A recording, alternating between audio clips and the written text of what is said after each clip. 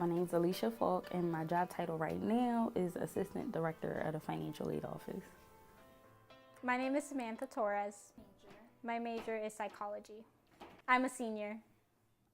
I think the reason for the rise in the cost of higher education is just the rise in the cost of living, number one. I mean, yes, an institution is a place where you come for your education, but then that's one side of it. The other side, it's a business as well, so it has to function. It still has to pay for all the luxuries you see here on campus. So there's a couple different ways. The first way is to fill out a FAFSA, right? That's our federal application for student aid. So that's the first thing. Try to see what kind of help you can get there. If there's not a lot of help for some reason available from the federal government, then if you're a Pennsylvania resident, you might be eligible for some state-based aid. For a private institution like Cabrini, of course, our costs are going to be more than if a student were to go to like a state school or something like that. So, of course, other schools are always on the table. Of course, community college first is always on the table. Commuting versus living on campus is always on the table.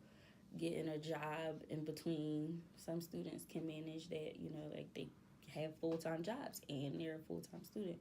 Some students do it that way. So usually in my conversations with students, I just ask them flat out, like, where are you starting from? If you tell me you can't do a FAFSA for some reason, if you tell me you can't afford like our enrollment deposit, then that is like my initial like, okay, wait a minute. If you can't afford to deposit here at Cabrini, then how are you planning to manage that? There's always a conversation about loans. There's always a conversation about grants. There's always a conversation about doing outside scholarship searches. So there's a lot of little things that go into a conversation like that.